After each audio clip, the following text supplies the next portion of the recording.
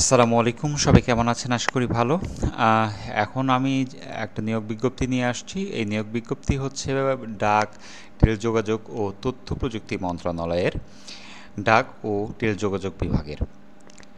আচ্ছা, আমরা দেখে নেব যে কি কি পদে লোক নিয়োগ হবে এবং কয়জন নিয়োগ হবে। আপনারা দায়িত্ব করে আপনাদের হচ্ছে শিক্ষাগত যোগ্যতা ও অভিজ্ঞতা পড়ে নেবেন।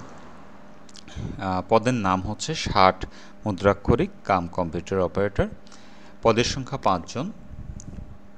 কম্পিউটার অপারেটর পদের সংখ্যা ২ জন। অফিস সহকারী কাম কম্পিউটার মুদ্রাক্ষরিক ১২ জন। অফিস সহায়ক ২২ জন। আপনারা এই আবেদনটি ১৫/৯/২০২৫ হতে ১৪/১০/২০২৫ পর্যন্ত আবেদন করতে পারবেন। আবেদন ফি পদ অনুযায়ী বিন্যস্ত করা আছে, সেটা আপনারা অবশ্যই দেখে নেবেন। আর যেগুলো আছে, শর্তগুলো অবশ্যই পড়ে আপনারা আবেদন করবেন।